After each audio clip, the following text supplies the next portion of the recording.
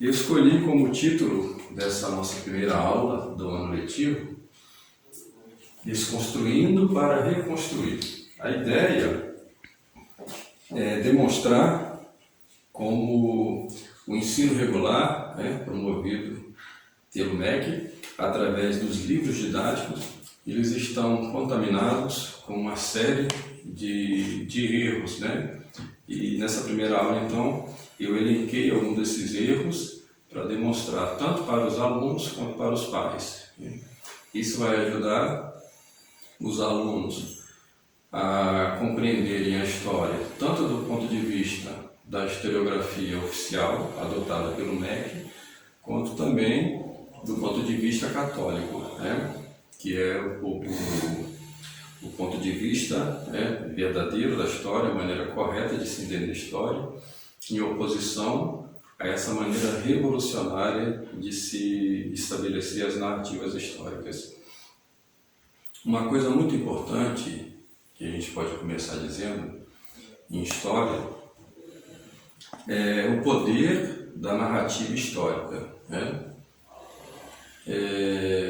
Nós vimos como ao longo desses últimos 60 anos, aqui no Brasil especificamente, os inimigos de Deus, eles tomaram para si o protagonismo histórico.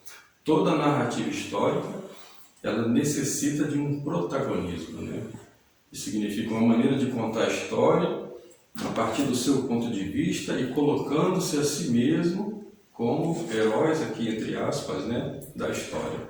E como todo herói, todo protagonista, ele tem o seu antagonista, ou seja, aquele seu inimigo, Então, à medida em que eles constroem a sua narrativa histórica, apoiando-se, construindo-se a sua narrativa histórica em cima do seu próprio protagonismo, eles vão elencar quem são os antagonistas. E quase sempre, o antagonista da história oficial é a Igreja Católica. Então, é muito importante que os alunos comecem a compreender como esse jogo é traçado, e também os pais, para que os pais possam também aprender a desarmar essas ciladas. Então eu elenquei aqui alguns pontos muito importantes, mas eu posso começar com uma frase do livro 1984, essa frase desse livro do autor George Orwell.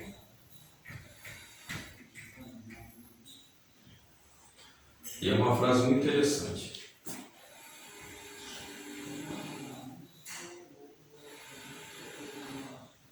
Quem controla o presente controla o passado e controlará o futuro.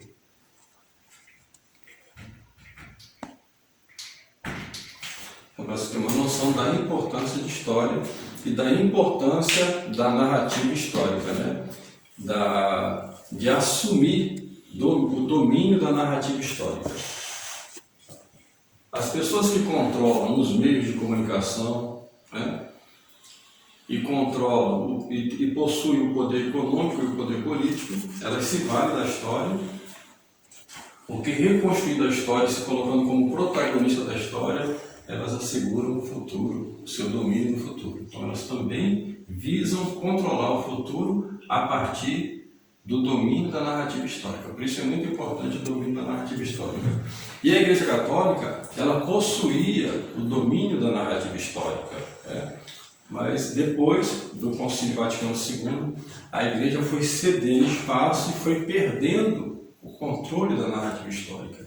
E aí os inimigos da Igreja, a partir dos anos 60, eles vão dominar a narrativa histórica. Então a gente vive hoje os efeitos terríveis dessa perda do domínio da narrativa histórica da Igreja Católica. E como a natureza, né, ela não suporta o vazio, esse vazio ele é suplantado, substituído pela narrativa histórica dos inimigos da igreja. E os inimigos da igreja, como eles não têm compromisso com a verdade, eles têm compromisso apenas com as suas próprias ideologias, né? Então, eles vão partir de pressupostos errados para fazer essa narrativa histórica. Então, eu elenquei alguns deles aqui. Primeiro, a deformação hermenêutica.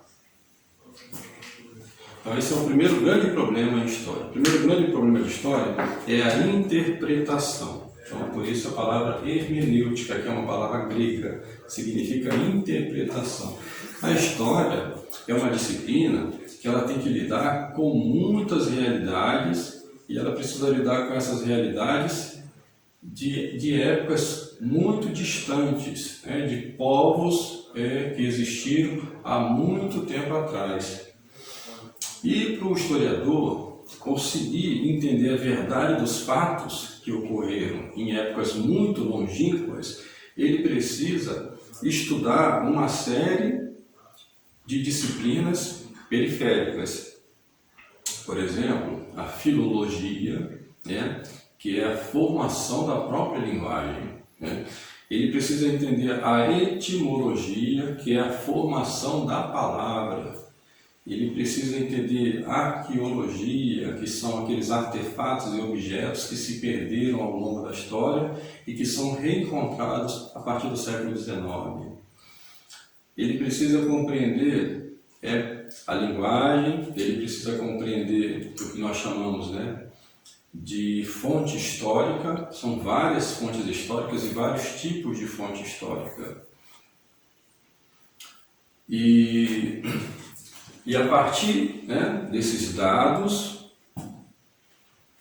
sobretudo quando ele analisa um texto muito antigo, ele precisa, né, estabelecer uma linha de raciocínio para, a partir disso, fazer uma interpretação daquele texto antigo. É isso que nós chamamos de hermenêutica. Os inimigos, né, da igreja, quando assumem a narrativa histórica, eles deformam a interpretação histórica, ou seja, eles criam uma interpretação histórica que convém a eles, né? Essa deformação de interpretação histórica, ela vai levar a um segundo estágio, que é o chamado historicismo. Então aqui é um ponto essencial, né, que divide o entendimento de história do ponto de vista católico do ponto de vista dos inimigos da igreja. Do ponto de vista da igreja católica, né, a história ela tem que estar ordenada a Deus, né? Deus é o Criador de todas as coisas. De modo que a história ela tem um princípio, um meio e um fim. Do ponto de vista católico, o princípio da história está descrito no livro do Gênesis. A parte central da história é a vinda de Nosso Senhor e a consumação da redenção do gênero humano, né? E depois, a consumação dos séculos, que está descrita na Sagrada Escritura, no livro do Apocalipse, o livro da Revelação. Então a história, ela é mais ou menos como um arco, né? Tem um princípio, né?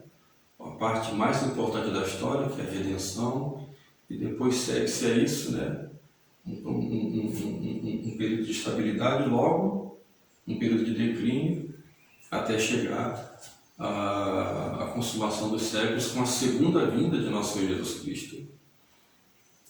A deformação hermenêutica dos inimigos da igreja, como são contrários à igreja e contrários à revelação, eles vão fazer um entendimento de história baseado naquilo que nós chamamos de historicismo.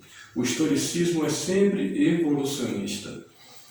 Então, eles vão partir da teoria da evolução, né? Então, nós vamos ver depois, ao longo dessas aulas, como que se constrói a teoria da evolução. E depois dessa teoria da evolução, eles vão aplicar do campo biológico, eles vão aplicar para o campo histórico. Ao mesmo tempo que há uma evolução dos seres vivos, há também uma evolução dos fenômenos históricos.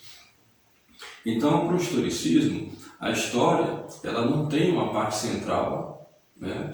Porque se os homens eles são um produto de uma evolução, né? Eles não têm uma forma substancial e também não tem uma causa final. O homem ele não é exatamente um homem, porque ele ainda está no processo evolutivo, então mergulha essa história num eterno devir, né? As coisas estão sempre em processo evolutivo. Que a história também seria assim, de modo que todo o progresso tecnológico seria uma fase desse processo evolutivo e a história nunca teria fim, mas ao contrário, ela seria sempre ascendente, sempre cada vez mais num progresso ascendente da humanidade. Então, todos os livros didáticos, eles têm uma narrativa historicista de história. Esse é um primeiro ponto, né, que nós precisamos entender para desconstruir essa narrativa, e a partir dessa desconstrução a gente estabelece a reconstrução da história tal qual ela é. Segundo ponto são as correntes historiográficas. A partir de um consenso dos inimigos da igreja, de que a história é evolutiva, né, esses homens vão compor uma sequência de livros. Essa sequência de livros de história, que analisam a história do ponto de vista historicista, vão compor uma cadeia ou um conjunto de livros que nós chamamos de historiografia. Tomemos, por exemplo, este livro, né, do autor Mário Schmidt, muito utilizado na rede pública, né, Nova História Crítica. Então, esse livro aqui é muito utilizado na rede pública e, ao final desse livro, né, nós temos toda a referência bibliográfica do autor. Ou seja, todo o material que esse livro foi composto foi extraído, né, de uma corrente historiográfica. Nós chamamos de bibliografia toda aquela referência que o autor retira para compor um livro. No caso destes autores, eles sempre recorrem a uma bibliografia com uma historiografia específica de autores que compartilham das suas mesmas ideias. Terceiro ponto, a ideologia.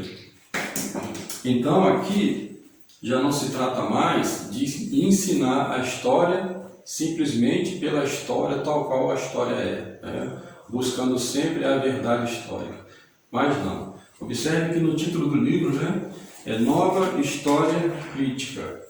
Isso significa que eles estão buscando uma interpretação histórica a partir de uma ideologia. Ou seja, eles têm uma ideia na cabeça, né? Eles têm um modelo explicativo para a história e eles vão perseguir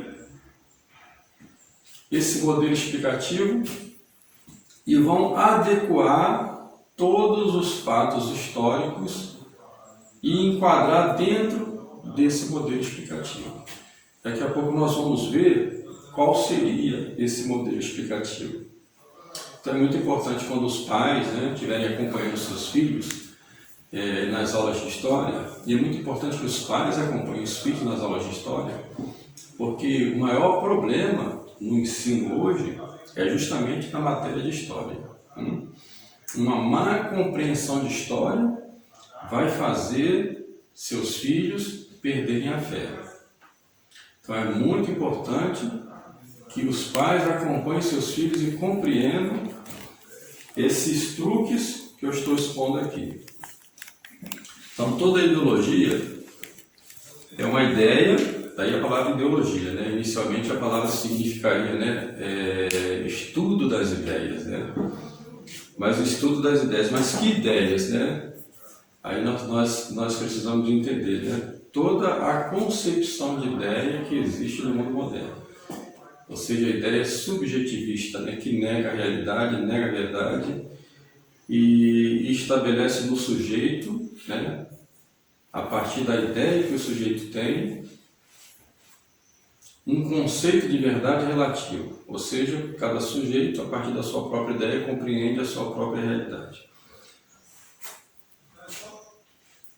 Então, esses autores, eles vão sempre perseguir uma ideologia, né?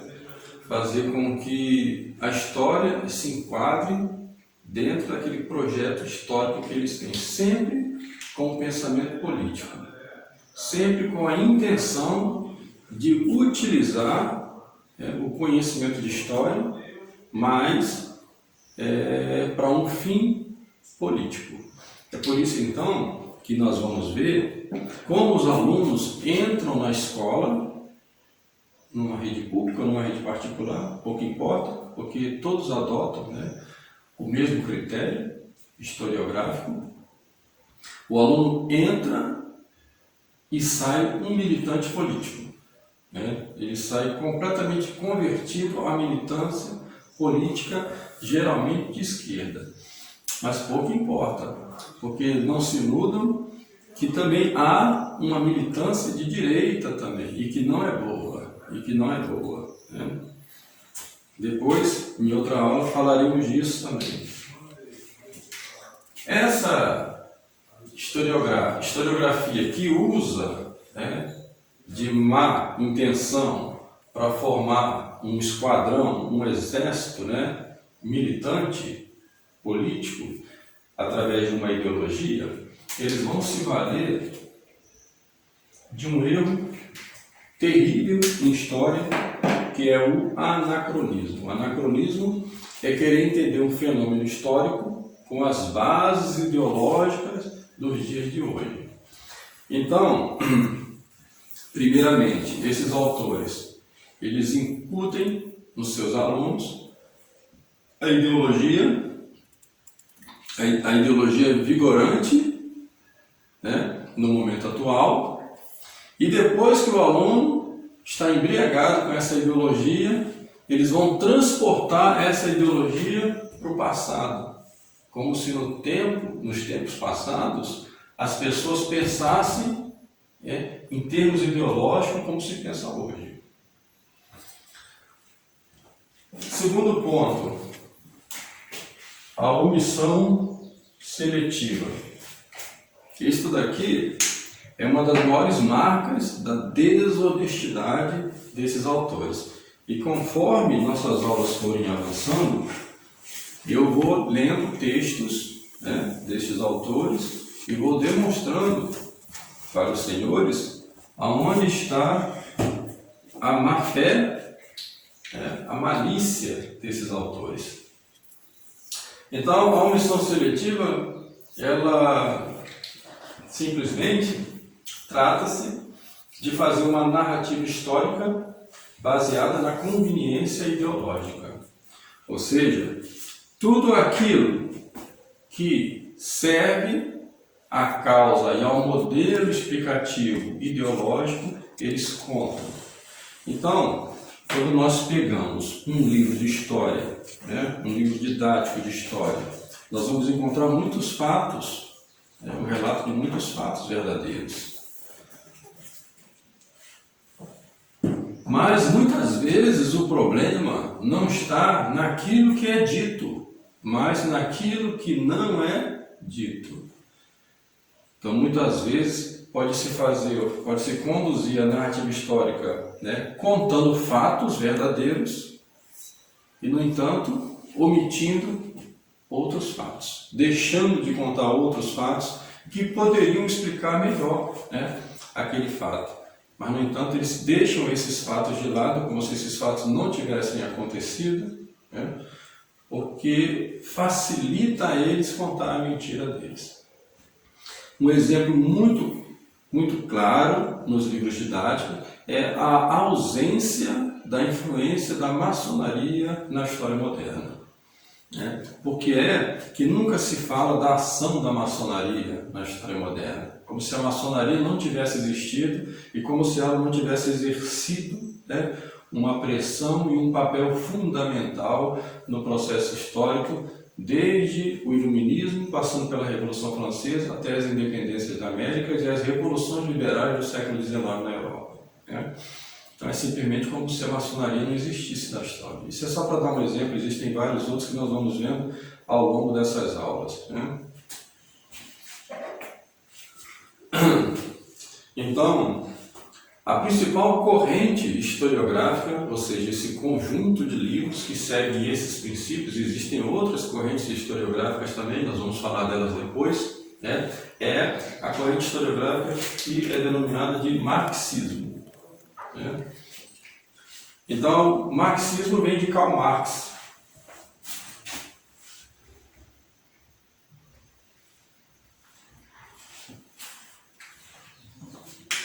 Karl Marx era um homem que tinha umas ideias completamente deformadas, que se aproveita de outras ideias que também já eram, por sua vez, deformadas também, e aí vai se criar a partir disso, né, conceitos completamente deformados. Um exemplo disso é a sua obra O Capital.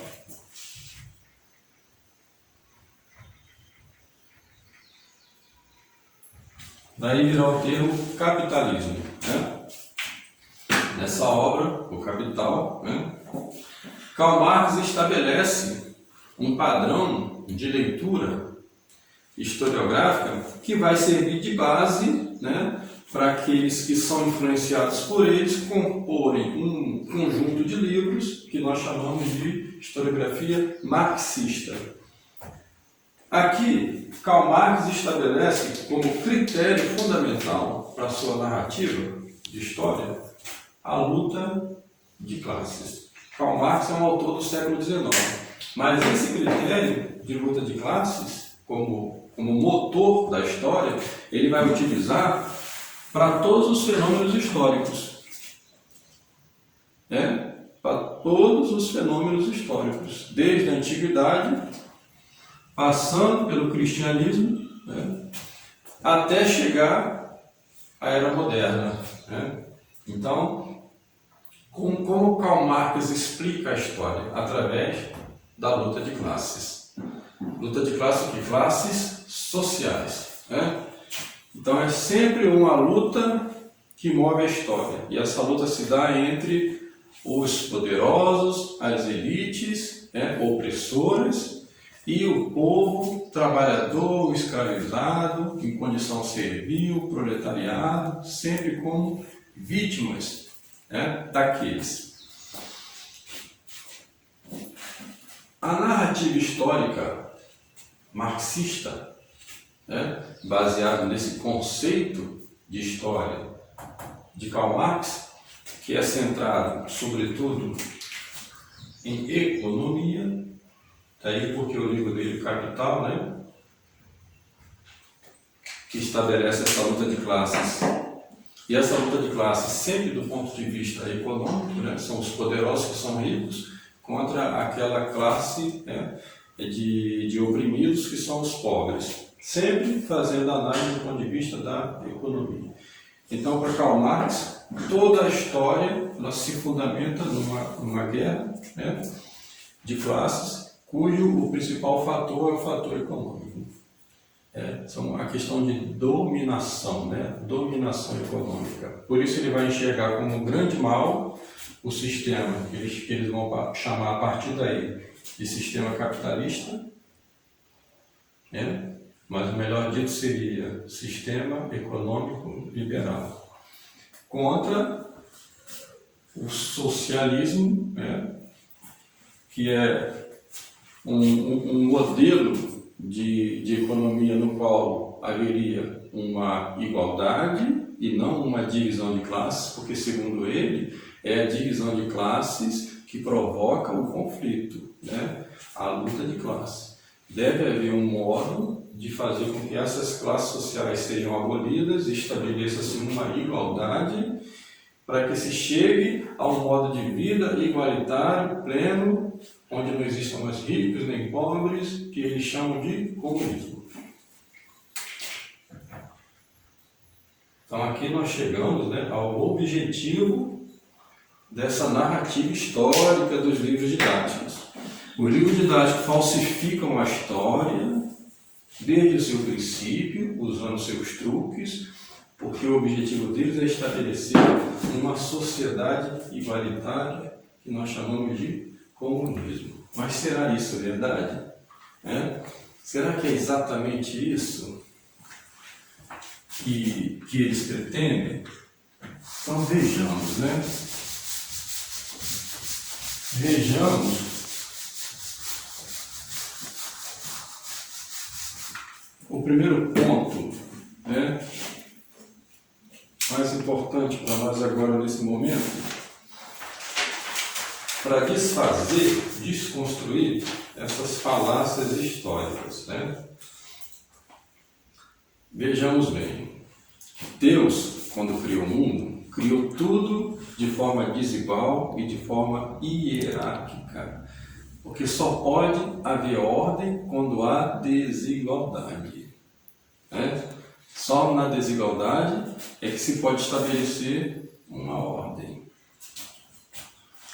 Toda a narrativa histórica dos inimigos da igreja, ela vai se basear na ideia de que a desigualdade e a hierarquia, né, promove a luta de classes, como se o fato de haver desigualdade, ou seja, isso que foi a vontade de Deus, foi querido por Deus que fosse assim, fosse algo contrário à natureza do homem. Segundo eles, a natureza do homem busca a igualdade.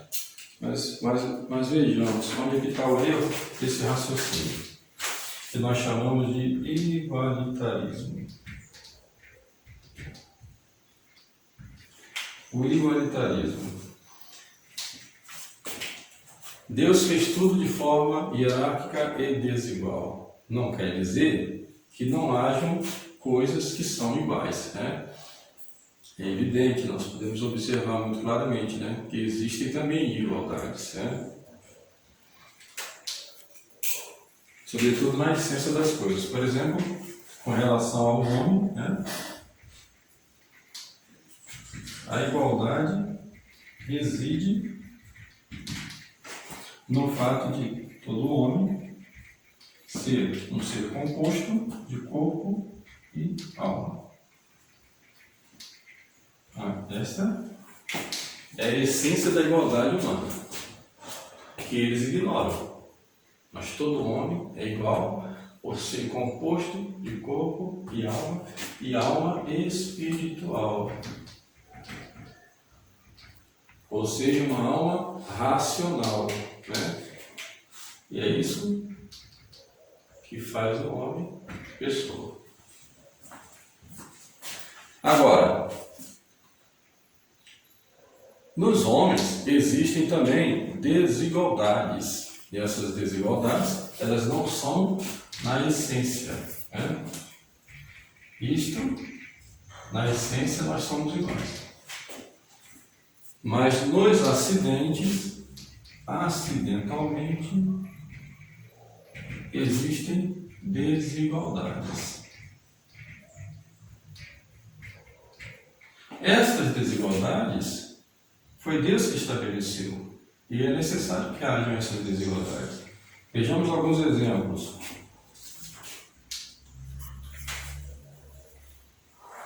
Vou estabelecer dois grupos de desigualdades. O primeiro grupo são desigualdades, né? São desigualdades que não produzem direitos. Então, vou estabelecer aqui, não produzem direitos. Quais são elas? Uma pessoa ser magro ou ser gordo. Uma pessoa ser feia ou bela. Uma pessoa ser pobre ou rico, negro, branco. São desigualdades que não produzem direitos. Mas há desigualdades que produzem direitos.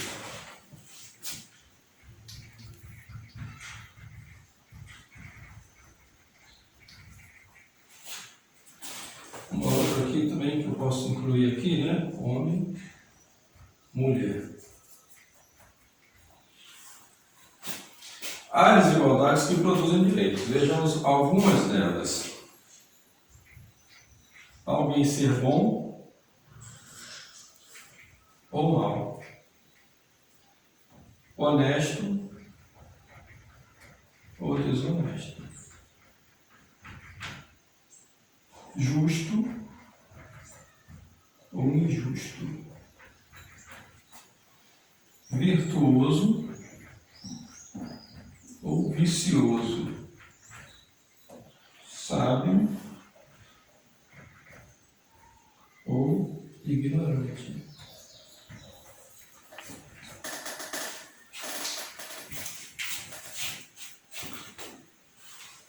O que fazem os inimigos de Deus, os marxistas, né? O que eles fazem é inverter essa ordem, é procurar gerar direitos em grupos que, como nós vimos aqui, não geram direitos. E aqui estabelecer igualdade plena. Ou seja,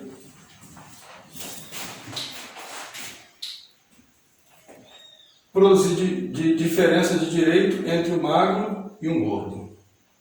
Aqui entra, né, para além da luta de classes, né, mas estabelecendo o mesmo conceito de luta de classe para aquelas diferenças, de maneira nenhuma poderiam produzir direitos diferentes. Uma pessoa ser magra, uma pessoa ser gorda, é um acidente, né, é uma diferença que não é essencial, né, e que não deveriam produzir direitos. Uma pessoa ser feia, uma pessoa ser bonita, uma pessoa ser pobre, rica, negro, branco, homem, mulher. Mas o que fazem eles? Estabelecer nessas diferenças direitos. Então, segundo a narrativa histórica deles, né, eles vão estabelecer que por um processo histórico, né, de dominação, por exemplo, dos homens sobre as mulheres, uma sociedade patriarcal machista, é necessário que haja um movimento, né, da classe oprimida, que seriam as mulheres, contra os homens. Então aqui é necessário que as mulheres tenham mais direitos do que os homens. Aqui seria necessário que os negros, como vítimas históricas do racismo, né, do escravismo, tivessem mais direito do que os brancos, que os pobres tivessem mais direito do que os ricos, né, e por aí vai. Agora, nesse segundo grupo aqui, é necessário, sim, que haja direitos diferentes, desiguais, né? Porque uma pessoa boa deve ter mais direito do que uma pessoa má. Uma pessoa honesta deve ter mais direito do que uma pessoa desonesta. Uma pessoa justa, ela tem que ter mais direito do que uma pessoa injusta. É assim que funciona uma sociedade saudável. Uma pessoa virtuosa tem que ter mais direito do que uma pessoa viciosa, né? Um sábio deve ter mais direito do que o ignorante. Agora, este é o modo correto de se entender a sociedade, dando direitos aonde a parte moral, né, a parte das virtudes fala mais alto, e cobrando destes que têm mais direito maior responsabilidade, porque a quem muito foi dado, muito será cobrado. mas não aqui. Aqui pouco importa se é magro, se é gordo, se é feio, se é bonito. Né? O que faz o marxista é estabelecer diferença de direitos aqui e procurar igualdade aqui. Procurar estabelecer igualdade entre aquele que é bom com aquele que é mau. Aquele que é justo com aquele que é injusto. Aquele que é virtuoso com o vicioso. Aqui todos têm os mesmos direitos para eles. Observem a inversão que eles fazem, a deformação que eles fazem. Agora, para se valer disso, como isso aqui é contrário à própria razão natural, que a razão natural nos demonstra, né, que esse grupo aqui não produz direito. Esse sim, isso demonstra a razão natural. Mas como eles vão contra a razão natural, eles têm que fazer uma narrativa histórica que justifique isso. Então eles vão dizer que esse é honesto porque ele teve uma educação, ele veio de uma classe social que formou ele assim. E esse aqui é desonesto porque ele veio de uma classe baixa e que não teve acesso a uma boa educação e por isso ele não tem senso e acabou se tornando desonesto. Então por isso é necessário que haja igualdade aqui. O mesmo critério vão utilizar para os outros exemplos. Então é muito importante que os pais, né, compreendam, tenham isso em mente, né, antes da gente propriamente, né, começar a trabalhar a história. Então isso que eu passei aqui agora é fundamental, é de vital importância, né?